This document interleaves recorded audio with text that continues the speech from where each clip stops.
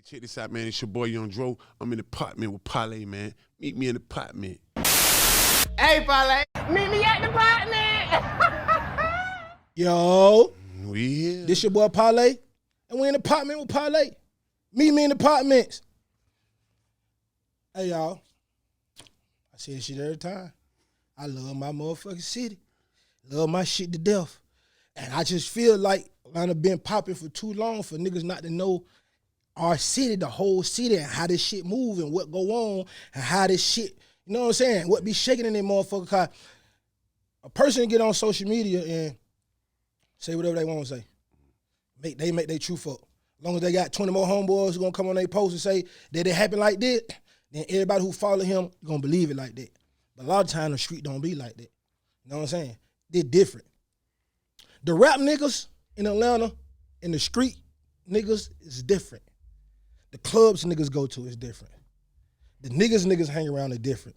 The niggas who they buy their weed from is different. Niggas who they call if they get in trouble is different. But my next guest done been to all the motherfuckers. And you know how I know? Because I done been in all the motherfuckers. I see this nigga. I'm talking about the bottom of the bottom shit. I'm talking about the shit where, we talking about where the club, where the bitches wear tennis shoes on purpose. Ain't no heels, bitch. You know what I'm saying? Ain't no pretty, nah. Ain't no dress, bitch finna get these jeans and these tights and these motherfucker goddamn Adidas top.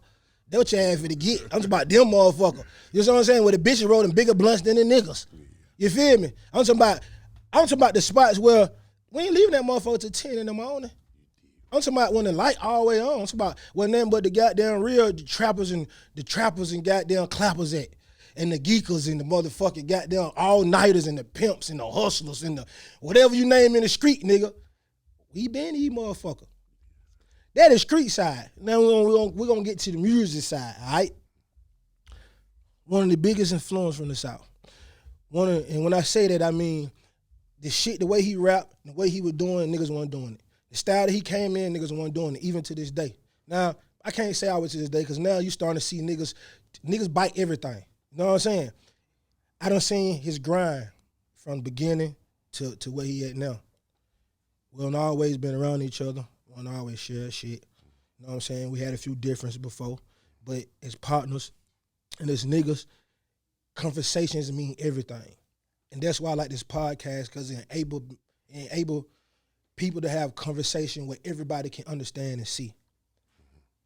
My dog is one of the freshest niggas I done ever seen.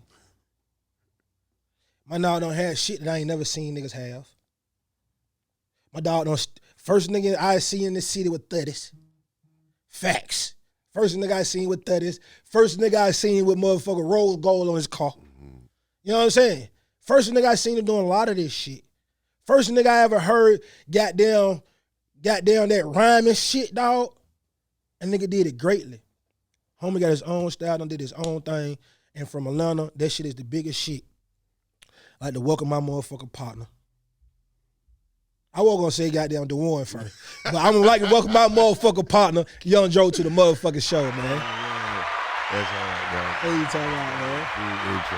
bro. Oh, no, that's the truth. Oh, nice, dog. You know what I'm saying? Nigga, that's the truth, my dog. I dig that. You know what I'm saying? I ain't not gonna cap a nigga down at all. No And I'm not gonna put on for niggas who watching. Yeah. Shit gonna be what it gonna be. Yeah. You know what I'm saying? Polo shit, yeah. And see, the reason I say this, because I can really understand this. Yeah. When we first started rapping, we first got our idea of White Tee. We recorded our whole first album in Rocco's studio. You know what I'm saying? And every day we used to go to Rocco's studio, Dro in that motherfucker. Yes. Working every time. And he been having on, man, what the fuck you got on that little bit tight ass shit? Understand this. This is at a time where baggy clothes and big clothes is the shit. You know what I'm saying? Joe, I got that weird ass shit on. I ain't wearing it was a polo. I ain't wearing it was a polo. This been talking that shit. You know what I'm saying? Been flip flop candy paint niggas. Yeah. You know what I'm saying? Yeah. Been doing that shit. Been walking around rapping. Yeah. You know what I'm saying? But y'all know Joe. Doing, man, you be, walking somewhere here rapping. The shot be rapping all the goddamn time. Only thing that nigga do is rap. Yeah. Forever. Well, You know what I'm saying? that's how we get down.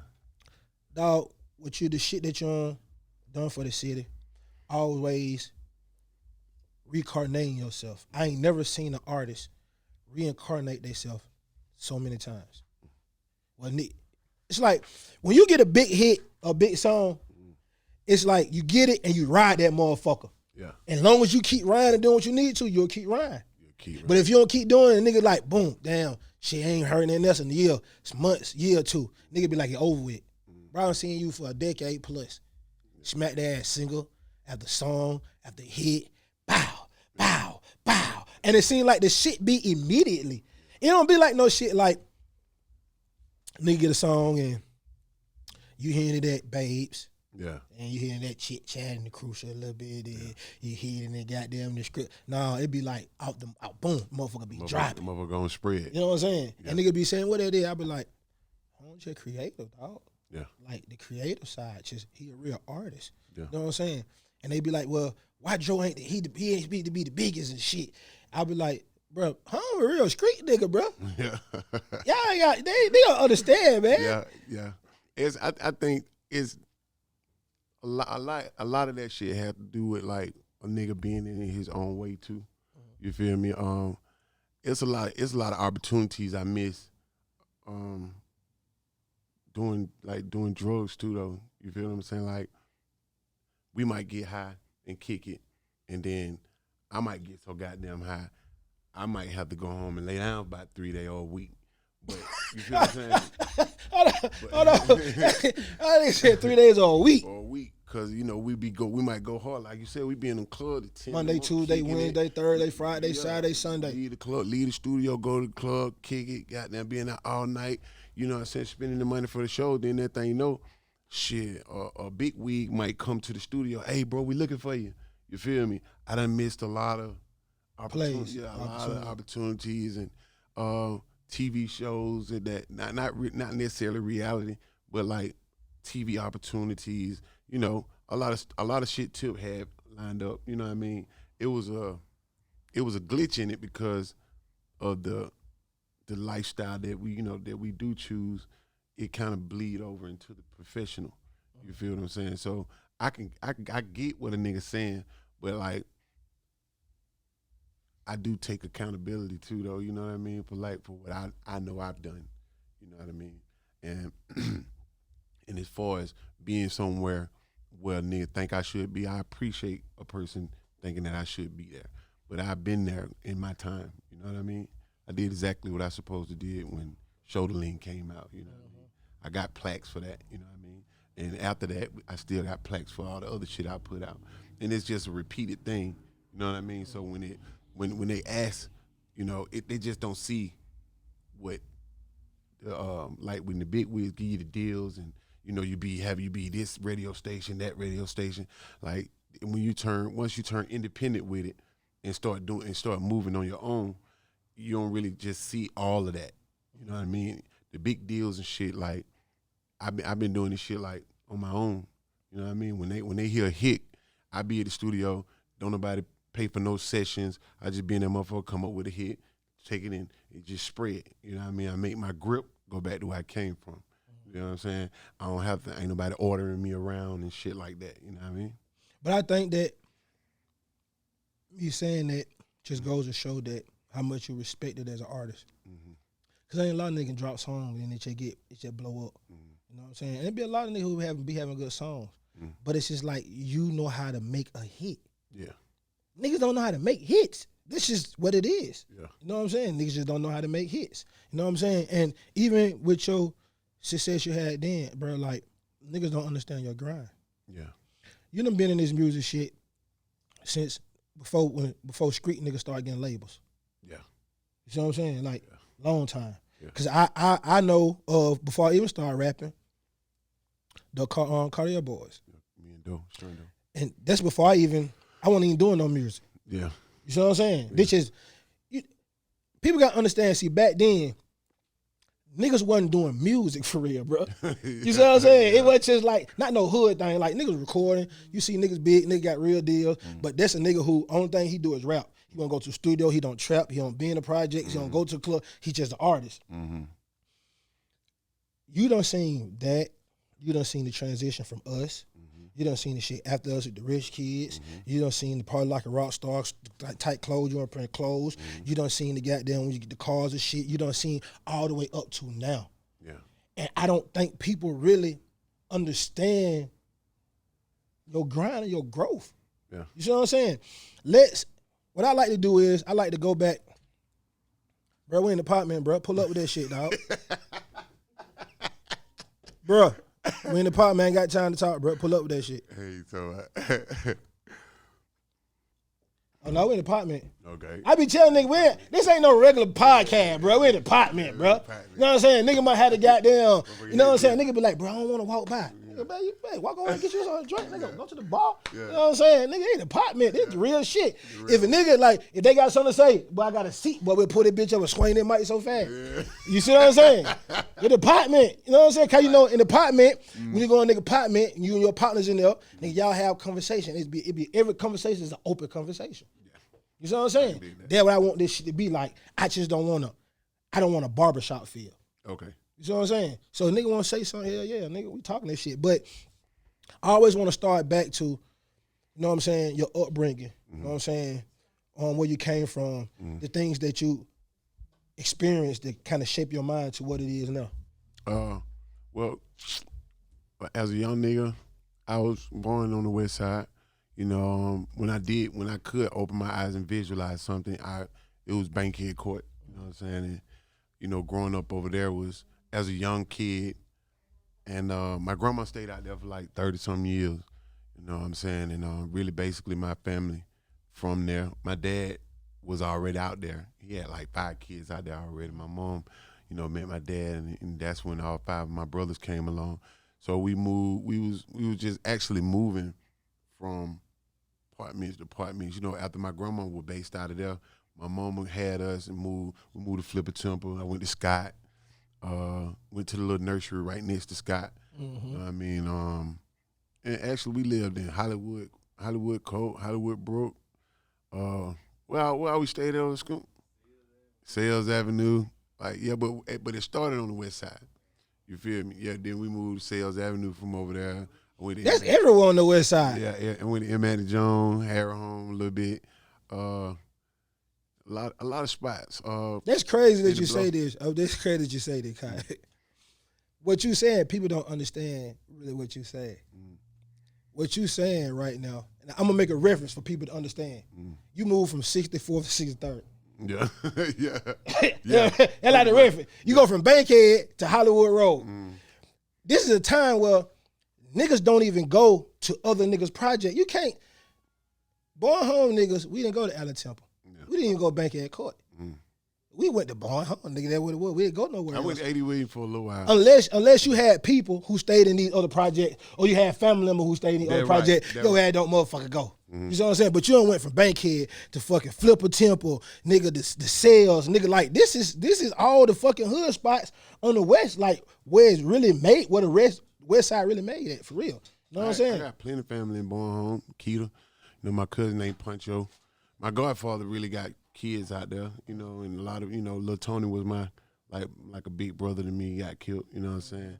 And it was growing up over there, man. We learned how to sell donuts and peanut brittle candy, you feel me, and shit like that. You know, taking out garbage for 50 cents. It was more of a hustle thing over there from when we were little. You know what I'm saying? We learned how to really just get beat up every day. Yeah. You feel me? Actually, and then kick some ass. You know what I mean? And you know, and it was almost like it gave me a lot of character. So by the time I leave from over that side, I go to Kimberly Court, like right over here by there. So when the real Kimberly Court, not the department they got up now. Nah, not the one. When the school was still up. Yeah, West Atlanta. You know what I mean? We went over there. We moved over there like about 90 something. Ended up going to Bunch. Ralph J. Bunch Middle School, man. I went there. I went to Thero, you know what I mean? And I was in Kimberly Court, man. That's where a lot of my character came from too. You know what I mean? That's why I learned how to really start dressing and you know what I mean? But I had the west side in me. You feel me? That's the mentality. The west side, the mentality. Yeah, I had that in me, and then walked and got over there, and I was like, "Oh, it's sweet over here." You feel what I'm saying? Cause it was kind of like hard on the west side. You feel me? So when we got there, it was pretty cool. I ended up getting shot out there. You know what I mean? As a, I think I was like 14, 15. I was in the ninth. You know what I mean? I ended up getting shot as a kid. I think I was just in grown nigga business. You know what I mean? What happened? Talk to him. Let go. I mean, I think the nigga who shot me, I think that nigga thought I was fucking his bitch, but I was a virgin. You feel what I'm saying? So what the hell you were doing? What I want to. I was hanging. Let's visualize it. I was hanging like little young nigga. I had like the caps in my mouth and shit. Mm-hmm. So it looked like I was mature like that. You feel me? I'm hanging with this girl, and she sell dope. She got like smoky black in her mouth and Jeffries. You know what I'm saying? Mm-hmm. Ooh, and Jeffries. Yeah, dark skin chick, blonde hair. Really was a real street. Feel me? So real dope. So she used to have me with her. You know what I mean? Just hanging around. Shawty might drop sacks everywhere. I might just be picking them up.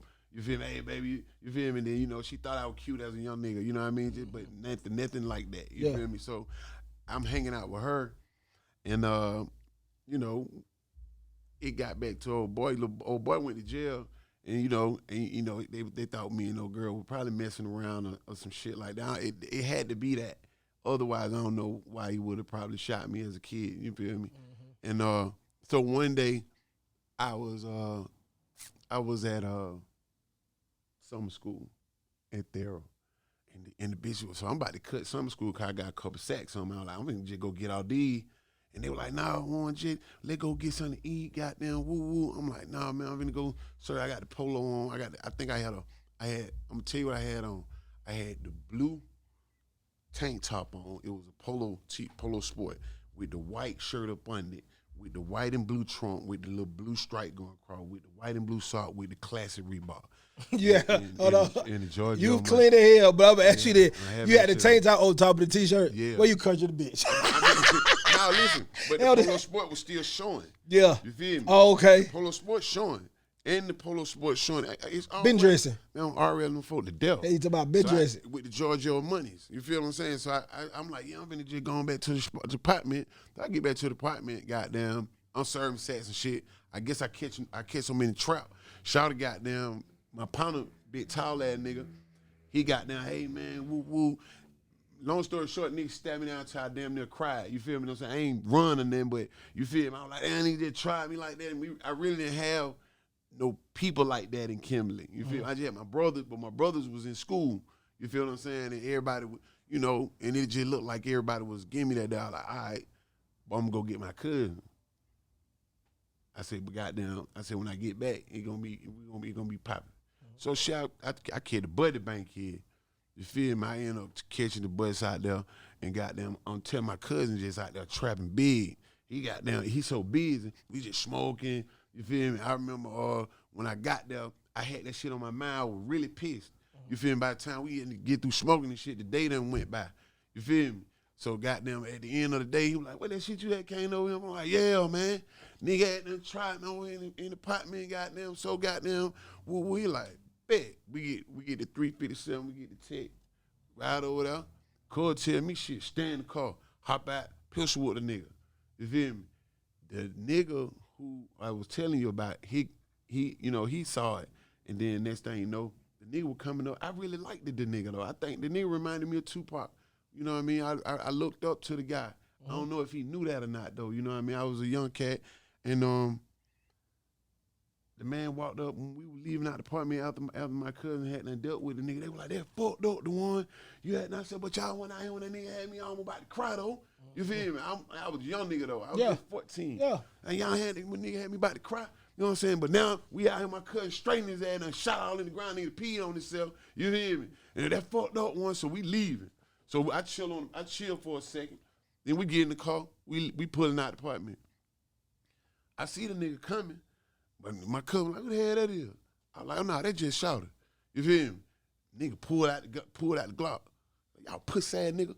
Bah, bah, bah, bah. So we grab the pistol, goddamn, Cole bust him, lean back, boom, boom, boom. I'm trying to get it right.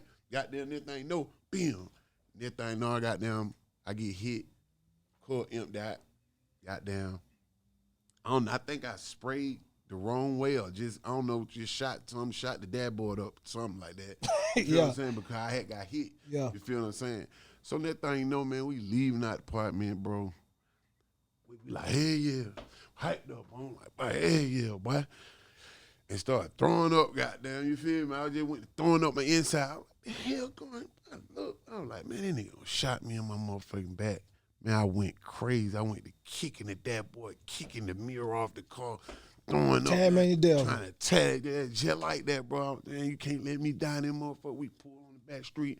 We take the pistol, we throw out everything. You feel what I'm saying? And goddamn, we ride to the high pillar, my nigga. Goddamn, we get to the high pillar. Shit, we had went in the wrong way. When we went in the wrong way, he had got out. He was like, man, my cousin shot. So we went in the wrong way. The lady like, y'all okay? By the time he had done did that, I scooted over in the driver's seat and dropped that bitch in. You feel me? I'm trying to save myself. You feel what I'm saying? So goddamn, after I did that, cool. Like, man, get your ass over. So we run back. We pulled back to the other side where they let us in at. How pretty y'all was at? Southwest. Okay. Down at the bottom. You know what I mean? They didn't close now, but listen. So we go on the other side. He hop out. He go back in. It was just taking it too long. I got the car like I can walk. I couldn't walk though. I fell on the ground. I crawled in that motherfucker. The door opened up. I seen my cousin in there trying to get the help. When the door opened up, when I crawled up on the door opened up and I seen a wheelchair. I crawled up in that motherfucker and rolled in that bitch and told them folk to save me. Goddamn. Yeah, them folk goddamn. And they were like, goddamn. So when they laid me, so they were like, we need to put him on the bed. I was like, shit, I'll get up there. So I got up there. And so I'm bloody though. The lady was finna cut the polo clothes out. I was like, no. Hell no. She was like, what you mean, baby? I said, don't cut my goddamn clothes. She said, you want these clothes? I said, hell yeah. She said, blood. I said, man, put that shit. I said, I don't cut my goddamn clothes. Yeah, I'm gonna tell my motherfucking mama. You feel me? So I was, the lady goddamn, they pulled my clothes off me. You feel me? Goddamn, I end up goddamn getting saved, my nigga. And everybody in the apartment was like, you know, I was a kid. They were telling me, yeah, man, goddamn, we know who shot him. The police asked me, and they like, shit, man, who shot you? I was like, shit, I don't know. You feel me? That thing, after I go in the high pillow for about 3 miles at bed sores and everything. I mean, I didn't know how to walk them in. I was goddamn, they would feed me Demerol, and I think that where I had really knew what drugs was, because I had not really just did nothing but weed. But when they gave me that shit in the hot pot, that shit was strong as hell. You feel me? And goddamn, I was telling folk, kept coming there sticking me with that shit, and they felt that I was addicted to that shit. You feel me? So I was in that motherfucker really fucked up because I didn't know where the shit bag was. You feel what I'm saying?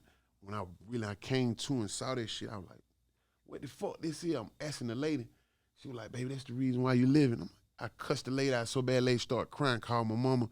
And my mom, like, he just going through it, you know what I'm saying? So I end up tripping out. I think I tried to get up, my nigga. I tried to get up out the bed and almost fell on the ground, and the nurse came and caught me. She was like, baby, last time somebody did that, their guts was all on the floor. I went on the hill up and got a high pillar. And when I got out, they had to unlock the nigga up who did it. And then they had me go to court. And then goddamn, when I got in court, my nigga, they asked me, was that the nigga? I was like, nah. I told them, nah. And the nigga walked, the nigga left jail with me. He left the courtroom when I walked out. You feel me? The nigga who shot me, I was just out there asking me, like, that's him? I was like, nah, that ain't the guy. And then they let him go. And after that, shit, I think I got like a little bad. I was really bad after that. Like I thought that was unfair, like for that to happen to me. The nigga came to apologize. You feel me? And was like, I was like, ain't nothing you can do to repay me for what this shit looked like. Yeah, no. You feel what I'm saying? But at the same time, that shit made me a little stronger though. You know what I mean? And that shit was like, that was a pivotal point for me in my life. Like wearing a shit bag at that age, I really thought I had done lost my mind. You feel what I'm saying? I was 80 pounds. I had wore like 130. I played football when I was young too. You know what I mean? Who you play for? Mount Carmel Rams in Douglasville. Okay. Yeah. So goddamn, I was like 80 pounds when I was coming back off that shit. I got out the high pillow, smoked the blunt, and passed out. I told her nigga, but y'all better not tell my mom I smoked. They did exactly that. She told me, your stupid ass around here smoking weed. Goddamn, you just got out the high pillow. Yo, you dumb as a motherfucker. I was like, man, why y'all tell this later, man?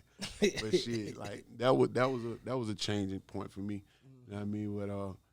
But growing up on Southwest side was different for me too. You know what I mean? What do people consider Kimberly? Is that the west side or is the southwest side? Southwest. It was, but it. So everything from Cascade down is the southwest side. Yeah. So basically, the west side stopped in the fourth. In Martin Luther King. Started Martin. You ain't from the west side, crowd Martin Luther King. Okay.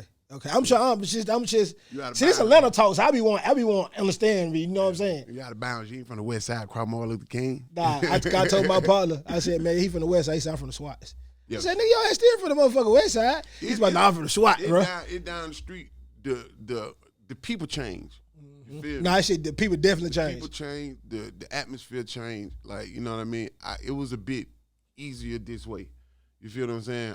I can move around over here without having to fight every nigga I see. You know what I mean? Like, or getting in a shootout with every nigga I see. It got bodied over here a little late on, but while we were growing up, it was pretty cool. I liked it. I loved Campbellton Road, man.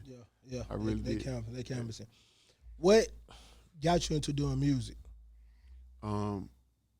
Experiencing, I had like tried everything, robbing, selling drugs, gambling, and like I was more successful at gambling than all that. I mean, me and Shooter used to gamble in high school, man. It was like it was cooler, you know what I mean? We really didn't have to do much, you know what I mean? We might be gambling in high school, bro. We might be betting $300 on one point while class is changing. You feel what I'm saying? So you got that, hey, boy, before you go in there, boy, I do that one. And Shooter just was so good at that shit, you know.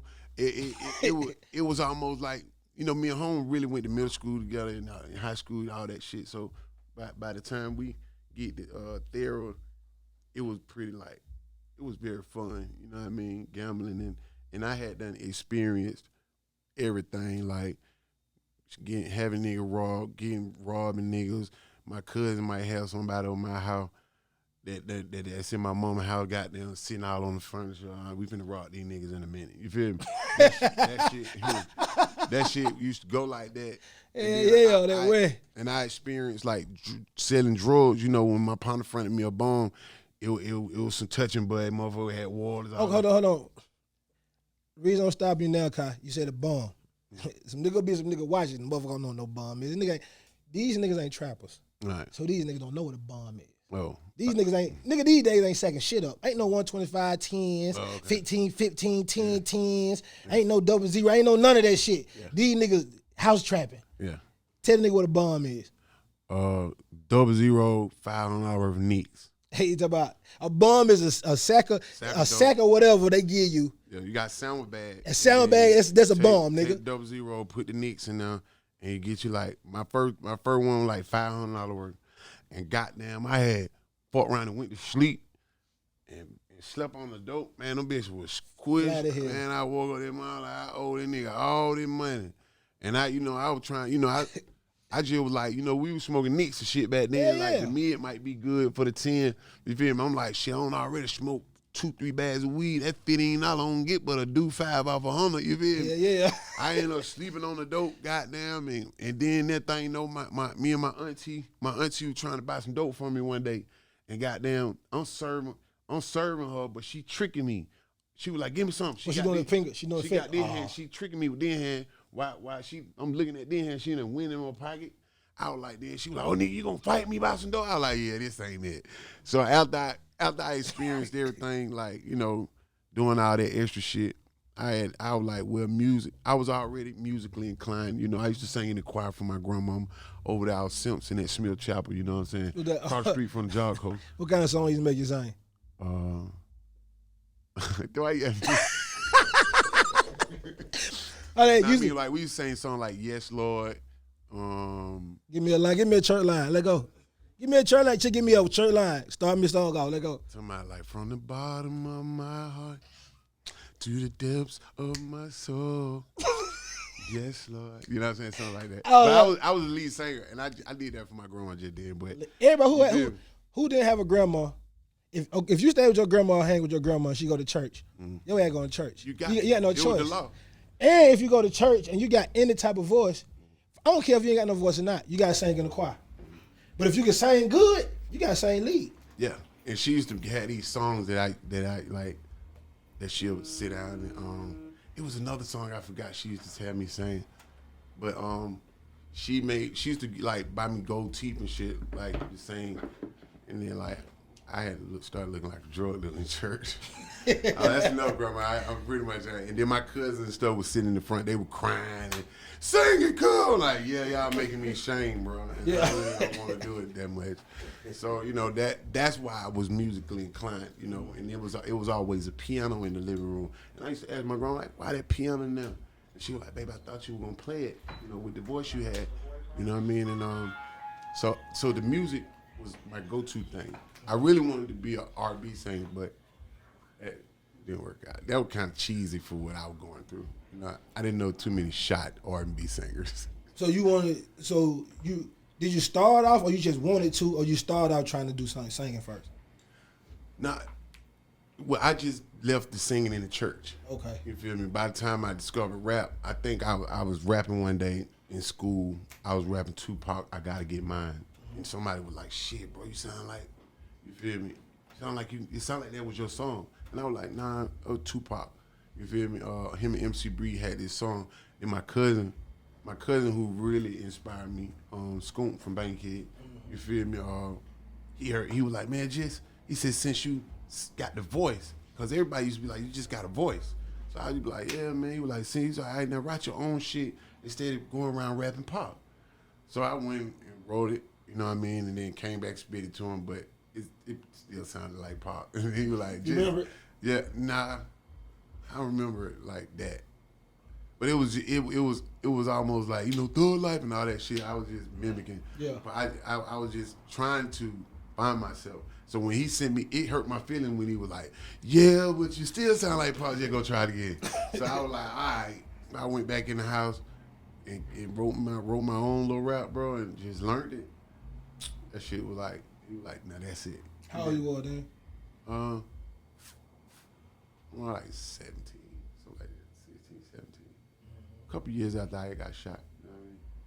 But we used to always have little rap battles and stuff like that.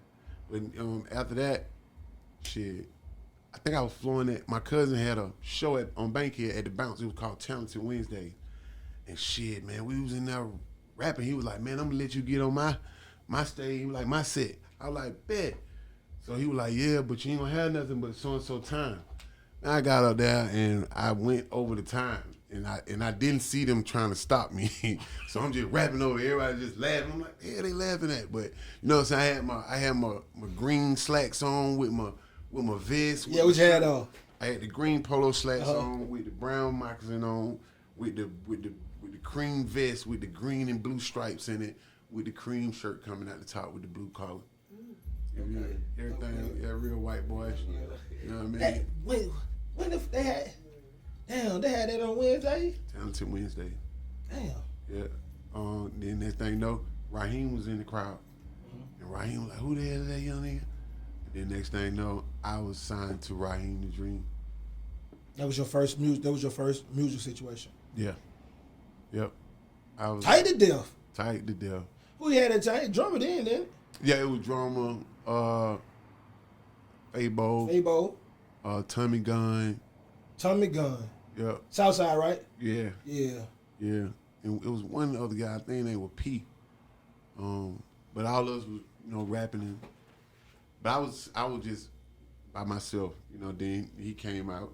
He was trying to put us in a group and stuff like that. What he trying to call the group? Type of like training camp. It was kind of like, it was different, you know what I mean? Training camp. It was nice crazy. But it was like, shout out Ryan, man. Yeah, dude had gave me like my first chair, like he gave me like a chair for like, when he first got us together, I had a song called Yes Sir. Like, do your boys ride 20 inches? Yes, sir. Yeah, like that did pretty good. Like I beat out, what the name on the radio? Jagged Edge. You know what I'm saying, on the radio on the battle, and then next thing. That song was in all the hood. Yeah, it was pretty cool. But they used to call me No Sir in some areas. They go, the boy No Sir. I'm like, yeah, y'all just kicking dirt on me now. But it kind of like worked out. I was walking down the street and heard that shit on the radio. You feel me? Like niggas just be like, oh, that shit, that's you. I used to be like, Yeah, cause he used to make y'all wear all that Elmer fatigue shit. yeah, but like he used to have us wearing them type like we used to do it like the hot boys, like tie on them Things on them. Yeah, I remember that shit. Yeah, It I was remember cool, that shit. man. Mo from something here really put sauce on it. You feel me? They always wanted to rob him though. Yeah. But let him get home. I was like, no, I'm trying to get out the hood, man. You know what I mean? So it was almost like my street niggas was always trying to touch somebody that was trying to, that was trying to put me on. You feel Free me? Mo, man. Yeah, free my boy Graham. Yeah, man. Free Maze Graham, man. Yeah. So it was like signing with Raheem was cool. I ended up going. I caught my first felony though, fucking around with Raheem. What happened? Me and Big Low from Summer Hill, we had some dope. And goddamn, it was a nigga pull up. He had the credit card game. You feel me? So me and Big Low goddamn. We see the nigga pull up in 5.0.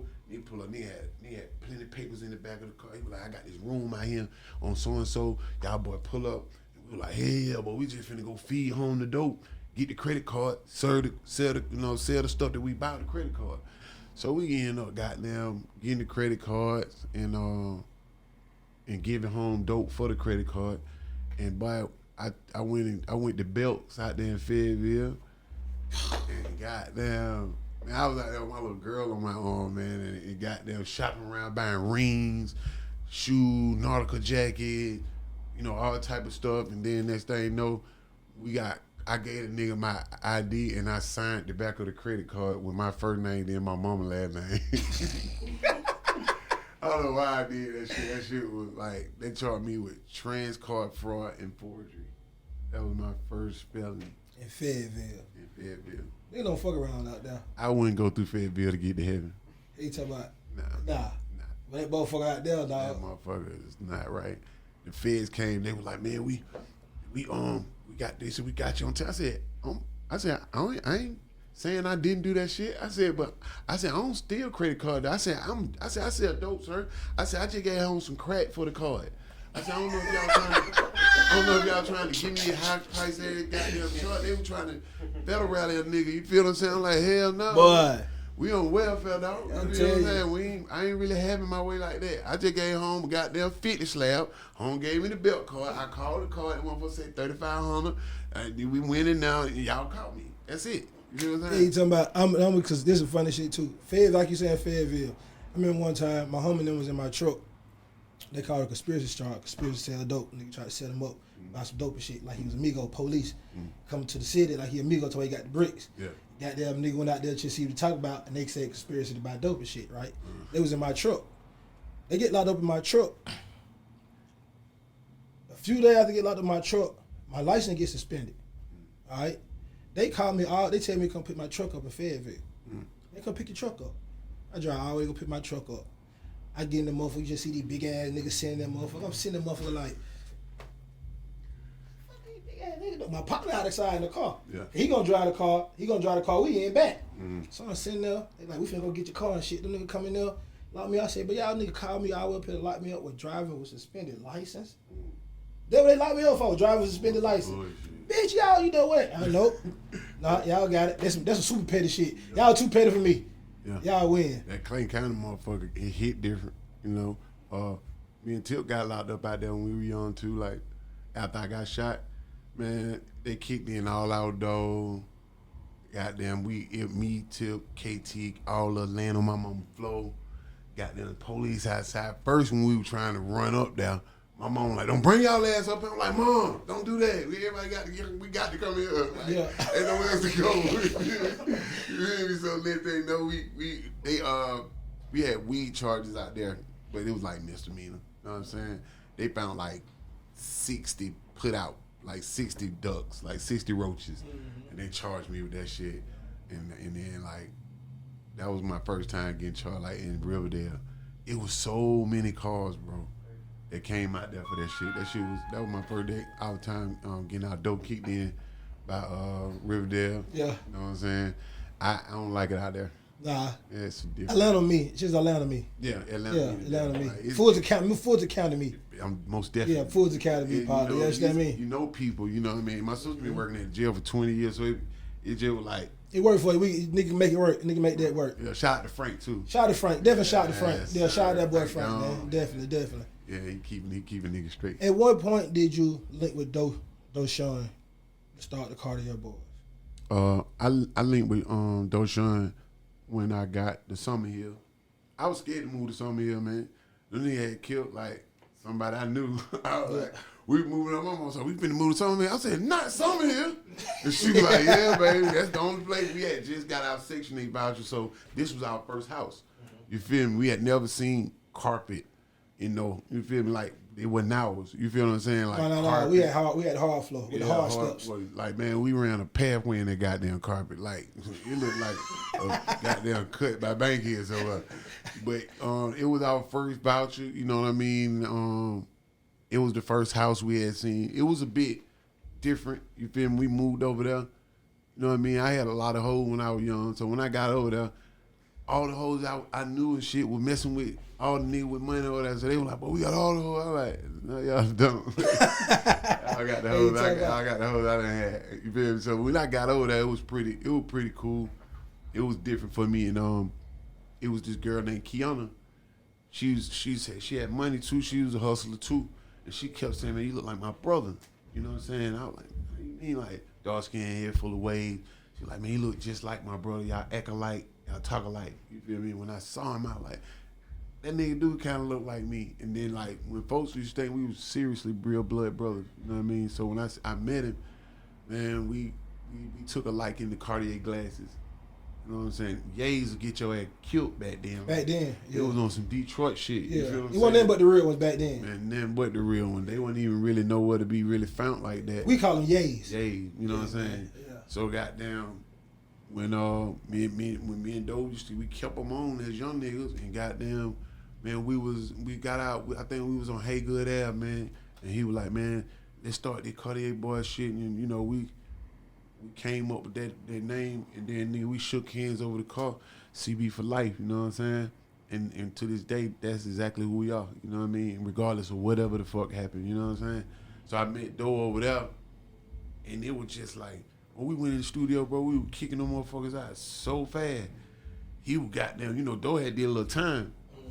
I had never been to prison or nothing like that, but when home got out, man, home spoke Arabic and shit. I had never had a homeboy that prayed like that, you know what I mean? Taught me how to pray in a different way, you know, and gave me the game as far as like how to keep myself up, you know, because that prison have you different, you know what I mean?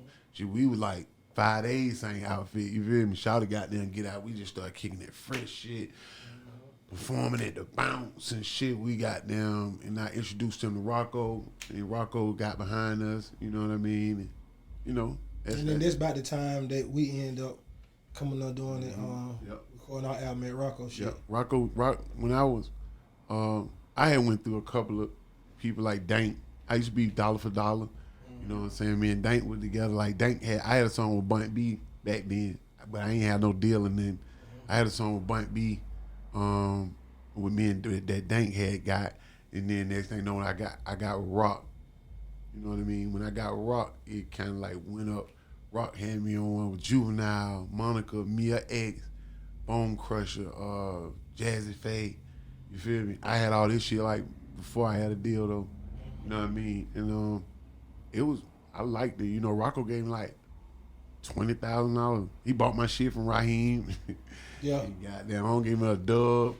You feel what I'm saying? They turned around and give me 10 more thousand. I'm like, boy, he told me, bro, I don't really have to. He said, I don't have to work for nothing no more. I'm straight. He said, but goddamn, he stopped hustling and stuff like that, and like shit, I'm just build a studio for you. And I started living at the studio. Yeah, I started living at the studio. That's where I stayed at. You know what I mean? I was out the house. I was good. And after I had blew all that money, I think he used to give me like $2,000 a week. You know what I mean? He was a real good guy. No, that's good, bro. I mean, with all these businesses, us, you, Monica, you know, they like early 2000. They're like 2004.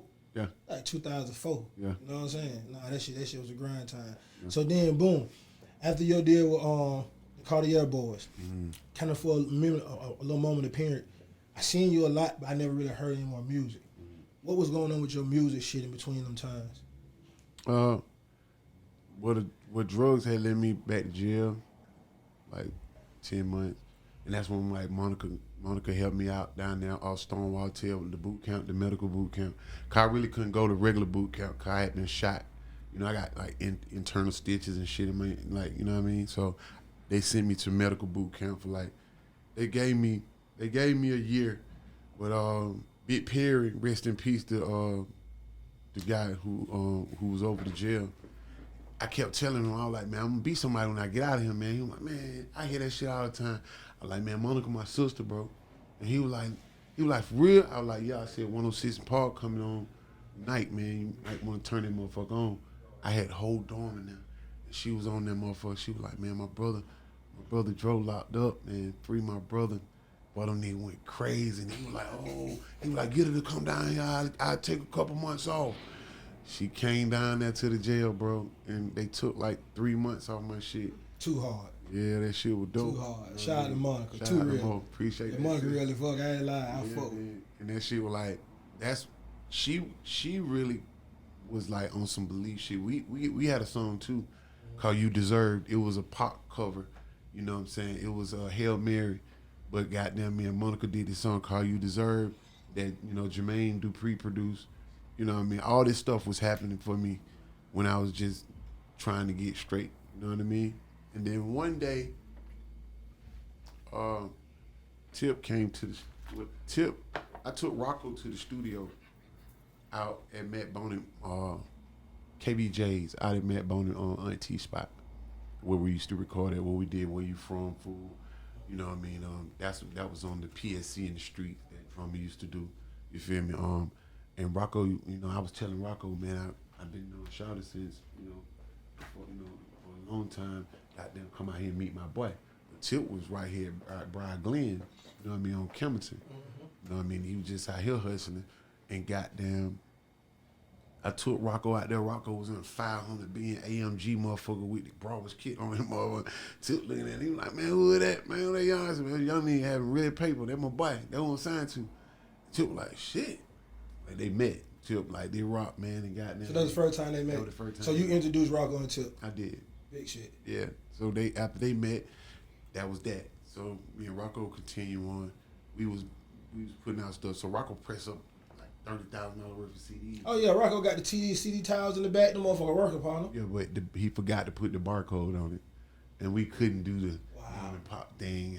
You feel me? So that was like we were just selling the motherfuckers ourselves, and we really couldn't reap the benefit of saying what it was. The numbers, couldn't read the numbers. Couldn't read the numbers. So one day, Rock put me on Dig It to Dish It, but I hadn't already been on the radio, and I think they dished it. You know what I mean? That shit broke my heart. Then he told me something like to the degree where like, you know, maybe we need to just probably try to work it out. This ain't it right now. You know what I mean? And I took that very. I was like, well, my nigga, I'm still gonna do my thing. Like I ain't gonna just let this kill me. So, Tip walked in the studio one day, asked Rocco, man, how much you want for Shawty? I guess Rocco told him some kind of crazy ass number. Tip just bust out laughing and walked out of there. But by the time he did that, but Tip came to buy me though from Rocco's studio. Yeah. And, you know, they told me like, yeah, bro, get out, let me talk to Shawty. Fuck, I gotta get out for, you know what I'm saying? Yeah. But it was some business, you know what I mean? But like Tip was like, I gotta have him over here with me, man. Goddamn so and so.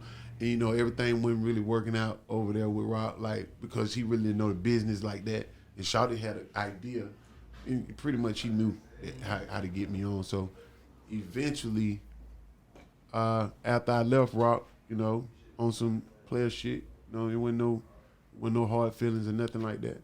You know what I mean? It had them ran its course. We were together for like 8 years. Yeah, it dissolved. Some shit just dissolved. Yeah, but we still like brothers. You know what I'm saying? We still are. And I end up over there with Tip. You know what I mean? And that shit happened. Okay, let's get into this part about the interview, because this part right here is fucking me up right now. All right? You say that you are now drug free. Yeah. And you've been doing this shit. It's been some time now, some months and shit. You've been at it. Mm-hmm. That's good shit with me knowing you and knowing where we come from. It is. You know what I'm saying? Cause I used to geek, Arnold. Really? And you used to geek because we used to be in the geek spots. Like, geek nigga, if you're in this motherfucking spot right here, nigga, you geeking. You geeking. Nigga, you geeking or you wait for a bitch. That's it. Or you serving. That's it, nigga. Yeah. What the reason you got up being in the yard and it's 8 o'clock in the morning, trying nigga? to tell you. What are you doing here, dog? You got to be feeling like we feeling, nigga. Yes. You know what I'm saying? It's something in your motherfucking ass. And the reason I said that before I said it because I usually smoke every interview. But I ain't gonna smoke because I'm respecting that, and I think that's a big step. I appreciate that. Especially for people who watching, you might motivate people to be like, I'm gonna do it. I'm gonna follow cold turkey too. I'm gonna step back. I'm gonna start doing this. Because when you told me this shit, it blew my mind. I had to ask you 4 times in a row. Yeah. Y'all see that, what, bro? So y'all want a weed no more? You like geek no more? What? Hold on. You know what I'm saying? So I think that's some big shit for itself. So I just wanted to say that, you know what I'm saying, for everybody watching, that my dog is clean. You know what I'm saying? Like, you look different. I do. You know what I'm saying? No, you look different. Thank you know you, what I'm man. saying? It ain't like you look different bad, but okay. you can just tell. Yeah. You know what I'm saying? It's like I don't know how to call it, you can just see it, especially when you know a nigga. You know what I'm saying? When a nigga get geek, because I don't really do nothing. I smoke weed. I don't think I'm going to ever be able to stop smoking it. I can't. I just, you know. Hey, you know, that's your preference. You know, it's not a bad thing for, you know, but it ran its course with me. You know what I mean? It was a very pivotal point in my life that made me want to see different. I kept getting the same results, you know, being successful, having songs that chart. You feel me? And I'm talking like 6 and 5. You know what I mean? And I knew I was capable of doing better. But once you mix in the drugs and then I know God like really good. So I'm kind of like I got common sense, and once you grow up and start having knowledge about things, I can't live like a young nigga live no more. A young nigga can get forgiven because he really don't know. You don't know. Yeah. You feel me? Once you get older, you start to know things and you're held accountable for things, and I just don't see getting different results doing the same things. So it's like it's taking time, but I don't give a damn. It feels good. The time I'm taking, it feels good. You know, I see things different. It's not like I don't be in spots I'm supposed to be in like that. If I'm somewhere, it's necessary that I be there. People, places, and things is like that's some serious shit. And like what you did is the type of people that they tell me to be around. Do people really care about your sobriety? Do they love you enough to respect the area and the space? You just demonstrated that, and I appreciate that. No, definitely. Oh, no, man, like, this shit, why I keep trying to tell people I was explaining this shit, bro, I pulled to the Partments. This is the fucking Partments. Yeah. Shit, I go in the Partment, that motherfucker chilling in the front. Yeah. This nigga Joe been in the back the whole time. In the back the whole time. Man, why y'all been back there, motherfucker partner? And I ain't talking about like one Partment. I'm talking about this is like year after year after all the time shit. I'm one of them niggas that I be everywhere, dog. I don't fucking been everywhere to sit. When I say been, I mean stump. Yeah. I ain't mean just slid through. I mean I'm in the Partment every day pulling up, nigga hollering at the niggas. And you were one of them people. When they say artists in the streets, there's a lot of artists in Atlanta, street artists. But I ain't never seen nobody move around like me and you. Yeah. Not artists. And I'm being totally honest. And nigga, when we put this interview out, nigga comment and tell me who. Yeah. To our magnitude of what we done reached in the music industry. Yeah. The success we done reached in the music industry. Niggas ain't moved around like that, bro. Nah. You know what I'm saying? Niggas ain't tied into the street like that. And like the same thing you saying, I'm starting to understand and see the same thing that some place I don't go no more either. I know that shit, it ain't kind of can't go there. Just ain't no reason me going over there for what? Yeah. It kind of, it got wear and tear on it. I think the people it be the people that I feel like I'm a part of that draw me back. The actual area is a bad area. You know what I mean? Like when the people change in the area, like in the same area where I'm like, okay, well, who I love ain't down there no more. You know what I'm saying? And sometimes who I love still be down there. You might see me over there, but like now, it's almost like it's redundant to just keep going back. You know what I mean? It's gonna pull you in. Yeah, it'll pull eventually. You sit in the barbershop long enough, you're gonna get a cut. You feel what I'm saying? Yeah, you talking about. And then that hood nigga know how they, especially when niggas know you done dealt with so many niggas before. It's easy for a nigga to be like, hey, bro, blase, whoop, doing you to be like, shit. Yeah, and those are triggers for me. Yeah. Because I really be loving, like, my home, but I love y'all nigga to death. Hey, check this out. Please don't make me have to, you know what I'm saying, choose between you and, you feel what I'm saying? So, you know what I mean? I just take myself out of the equation. Nowadays, I live in the solution, you know? All right, so listen, let me say that. Okay, boom. Take me back to the motherfucking Escalade truck on the 30s. Oh, man. Well, it was Marco and Mo really inspired. Free Marco, too. Yeah, Free Marco. They inspired me to, like, when them boy had the white one and the red one, they used to be, like, riding through the city, like, on dubs. I was like, I ain't have no money or nothing like that, but I knew that shit was like, that was a real serious time to be riding them damn things at that age. You feel me? And I was like, man, when I get me some money, but I'm gonna do the same thing, but I'm gonna do it my way. You feel what I'm saying? And when I went and got it, the truck was like, it was white, but it had black interior. Usually the white ones had a tan interior. So it was already different. So I went, I asked him, I was like, shit, this the one I want. I bought them over out of the showroom floor, man, and next thing you know, I come out of there and I'm looking for some rims. I was like, I can't ride dubs, I can't ride sixes, and I can't ride eights, cause they're still in the 20 area. You feel what I'm saying? I said, I gotta get some 30s. Next thing you know, I called Asante, and they were like, they're not legal yet. You feel me? And I was like, when they get legal, I had already paid for them. So when they came out, they still wouldn't leave because the tie wasn't made yet. So they were like, when the tie get here, boy, you gonna be rolling. Then that tie got here, I was riding down the street on 30s. What made you get the roll go, though? Cause Pat Man had said he was gonna go get the same thing. He told me, boy, where you get that? I want to go get the same thing. And he had just got like $40 million. I was like, he probably gonna do it. So, and I was like, yeah, but nah, I'm gonna change it up. So when Pat Man said he was gonna do it, I took it off the street. I was like, nah, because I knew he was gonna probably do it. I really didn't want to be looking like Pac-Man, right? You know what I'm saying? So I sit back in the shop, and I remember my partner Squirrel had a North Star, and I remember his key being gold and the key thing being gold in the grill, and I was like, okay. And then I thought about Daisy from the West Side, you know, they shout low them how they gold package. You feel what I'm saying? I was like, Rose, you feel me? And then when I tried it, they was like, they sent it to Germany or something like that, and Asante called me and was like, man, he was like, I just had to talk to you, man. They was saying that you want these damn rims rose gold. And I was like, yes. You feel me? He was like, rose gold? I was like, yeah. And then he was like, then I told him, I said, I want doorknobs, the top of the truck, grill, trimming, rose gold, all that shit.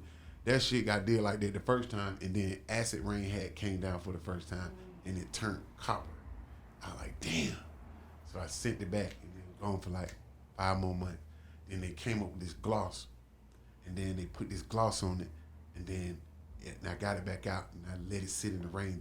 I just let it. I hoped it rained. It rained, and then I seen it. It didn't do nothing. I was like, this is it. This it. I spent like $200,000 in that trip. I'm damn pretty sure how much they charge for them shanties. Like 30 without the rose gold on it. Like I ain't know spent like about 50. Damn rims. Yeah, worst investment ever. You bet the motherfuckers up. Plenty of time. Like that was like just the beginning. Them bitches got bent on every street, especially downtown by 5 Point. That shit was a headache. Nah, nah, that shit too dope. That shit too dope. Do you got any more music you coming up with that you dropping? Yeah, I got actually new record label, Redline Music. My little cousin Duty on the label, man. We just dropped this song called Wicked. We shot the video for it. Me and Trey from Joyland, we got a TV show coming out called Atlanta Bad Girl Booty Count. And it's I seen the auditions for it. Yeah, we've been doing auditions. Yeah, I seen the audition thing for it. So we're actually combined with the club that me and Tread own is the Blue Ivory. You know what I mean? So Shout out to Trez too. shout out to Tread, my brother. Like we have Seductions, Area 4, and Blue Ivory. You know what I mean? So we're shooting in the garage part where me and Tread used to live at, building Blue Ivory. You Man, that know what I motherfucker, I'm gonna tell you this. That motherfucker hard. mean? Yeah, we used to. The Yeah, inside of that it motherfucker. came a long way. They might well fit that shit on up. Yeah, it came a long way. That It's- bit too hard. Both sides good. Right, one side the garage now. Everybody be up there, Money Bag Baby. All us just be up there. Is chilling. the loft part fixed up in the garage now? Yes, it is. Okay. Yeah. E be watching car. You know my boy E. Car E. Shout out to E, man. Shout out That's my to E, dog. I man. fuck with E. Yeah, I man. just seen E not too long ago, man. He went to therapy with us. You know what I Yeah. mean? That's real. Like, bro, we like brothers. So it's like we shooting in there. It's a boot camp thing that's going on, and we got like 30 girls that we're picking through, and we're gonna take them through a boot camp, and they're gonna go from boot camp in the garage. You know, we got like a bunch of air beds, and you know what I mean. And everybody got their own little section, and we got them walking there. We having kickball tournaments, we having basketball tournaments, tug of war, everything. You know, who can swim the fastest, who can goddamn run down Campbellton with no shirt on with their titty going in a circle. You know what I'm saying? We just having all type of like competition. fun little games and competition for the we girls. go from the garage to a mansion. Like who can make it to the mansion? And the girls is really like most of the girls are dancers. But then again, we have like whatever your talent may be. Like you might have businesses, you might have this going on, and it's like we exploit that. You know, you never know who's going to be a K Michelle or a Cardi B off the show. So it's going to be like real reality, and it's going to show real Atlanta. You know what I'm saying? So that's what we're doing now. I got a project about to come out called "Don't Play with Him." I'm dropping with 1 RPM. You know what I mean? Shout out to Orlando, everybody over there. So the project with them, the Don't Play with Him, and then Duty got his project on the way. You know what I mean? Our first single off the new project that I got is called Flexing, that me and him got. And his Duty single is called Wicked. Okay, working. Yeah. No, it's good. The club owner, it's your label, independent, And clean, TV. mind thinking, got your mind working right. Yeah. You know what I'm saying? Yeah. Clear thoughts, clear actions. Yeah. Nah, that shit good, dog. I appreciate You really inspire me, but I stopped doing everything already. And That's weed right. is medicine to me. Yeah. See, I got anxiety and PTSD like a motherfucker. Me too. You know what I'm saying? I go to therapy a lot. Therapy is good. You know what I mean? It opened up my eyes to a lot of things that I grew up with. Like the little boy that was in me that really didn't get a chance to grow up. You know what I mean? Being shot at a young age and being able to get this out on a weekly basis is good too. It's that part that you're going through right now helps your mental health. Yeah, it does. A lot of black people don't understand that. I ain't gonna say 100%, but I'm gonna down there say motherfucking 99. Just say that. 99%. If you from the projects, you got mental disorder. If you get scared of police, you got mental health. Nigga, if you get mad fast, you got mental health. And people think that they don't have mental health disorder. You hear mental health awareness, people think that means They you think crazy. you retarded, Goddamn, yeah. hell yeah. It's They not necessarily think, that. yeah, nah, schizo and you know what I'm saying, go crazy. No, this is your mental health. This is how you think, how you feel. And if you somebody who feel like you're going through something, find somebody to talk to. Yes, it's okay. Therapy is okay. We coming in our culture is we tough it out. You know, alcohol and a blunt just ain't enough to actually get that out of your head what you went through and saw your mama go through. And like if your mama smoked the dope, that's trauma. You feel me? Like being shot, that's trauma at a young age. Facts. Keep going to jail, sitting in that cell like that, that's trauma. Facts. You feel me? So if you can find somebody to talk to that's like a doctor or a therapist or something, don't be scared to go and open up and tell people actually what happened to you. Get back to that child that you lost in the inside, like, and tap into that shit, and I guarantee you'll feel better, man. I do. You know what I'm saying? Yeah, definitely. Because, you know, every year I have mental health events. We have a basketball we call Mind Over Matter. We have a football we call Flag for a Cause. We do kickball called Kicking Depression. We do dodgeball called Dodging Depression. Okay. You know what I'm saying? That sounds And, we about to have another Flagging for a Cause tournament. So we got to get you to come out there and speak to the people. I will. You know what I'm saying? I think you speaking to people and tell people your experience and what you go through. See, cause I be having real niggas, these hood niggas. I do this shit for the hood niggas, the niggas who think ain't nothing wrong with me for real. Yeah. You see what I'm saying? Yeah. So when they see somebody like you, and they gonna be like, oh shit, then you might be able to help somebody, you know what I'm saying, find some help.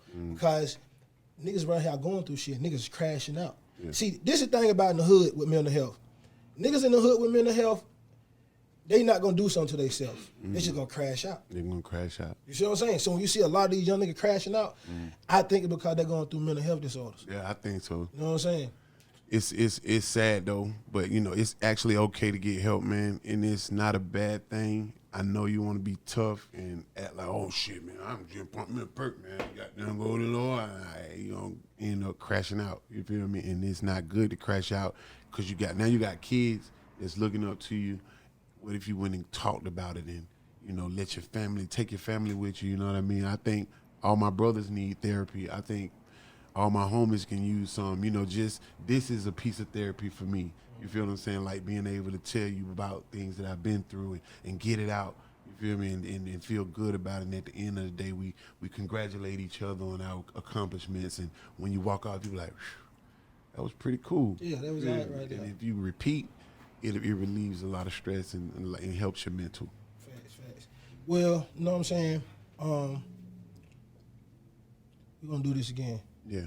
There's a lot of more stuff that I want to talk about. You know what I'm saying? And I want to get the people inside look on a lot of stuff that go on inside the city of Atlanta. You know what I'm saying? I know you one of the best people to help, explain this stuff that was going on, because there's a lot of people who be listening, watching the podcast, and we be talking about the city, and this shit be enlightening. Yeah. And they be like, oh shit, I ain't know that, and then I ain't know this, and it be niggas who from the city who be like, bro, I ain't know that shit and shit like that, because nobody from the city, we never talk about the city. Atlanta been the most popping city for the past 20 years, hands down. It's not even fucking close, bro. But niggas don't know our city. Yeah. Niggas don't know the difference between East Side niggas and West Side niggas and South Side niggas. Yeah. It's a difference. Like you saying, even on the West Side of SWAT niggas is a difference. Very different. Niggas don't know our difference because nobody never talk about this shit. Nobody never break the city down. Nobody never talk to niggas who really from the city and be like, but remember that time we was over on this right here, and I want to be the one to do that. You know what I'm saying? So this was more about, let's find out who Dro is. Let's find out who the one is. Okay. You see what I'm saying? So you're going to have different segments of this. Yeah, we're going to have different segments of this shit. You know what I'm saying? Because you done a lot, bro, and this is not enough time. Like you say, you can't overfeed people. Yeah. Give them a little bit. They gonna watch this shit and be like, oh shit. And then they gonna hear you talking about you got shot. How many niggas you think heard your music from the city who knew you got shot? Nigga, I ain't know that. Yeah. You see what I'm saying? Yeah. I didn't know that shit. Yeah. You see what I'm saying? Nigga, I ain't know you was shooting on the school together. I didn't know you went there. Yeah. You see what I'm saying? I knew you was staying Bankhead Court, coming from Bankhead, but it's a lot of people who don't know a lot of this shit. How many artists that we know of from back then that niggas really don't know shit about these niggas in real life? Yeah. Unless you just know them. Yeah. You see what I'm saying? I want to be the show that help niggas get to know who niggas really is, because they find out who you really are, your music and everything else you talked about is more acceptable. I call it the Shout Low effect. Okay. You see what I'm saying? Yeah. Everybody them Low my dog. Yeah. But Low first started rapping, everybody know Low can rap. Yeah. But the shit that Low was talking about was really Low. Yeah. So when you heard Low saying this shit, it was easy to accept his music because you know the shit he talking about is real deal. So it don't matter what he sound like. Then he end up getting better. Then boom, hits start coming. You see what I'm saying? So I call people getting to know people. I call it the Shout Low effect. You know I gotta keep this shit bankhead. You know what I'm saying? So I just want to get people know. You know what I'm saying, who Dro Wars is behind the music. So we definitely going to tap in again. All right, cool. You know what I'm saying? Appreciate you for taking your time out, coming, tapping in, letting know what's going on. You know what I'm saying? Putting this inspiration on people, you know what I'm saying? And shit, until next time. Nigga, we in the apartment with Parlae. Meet me in the apartment.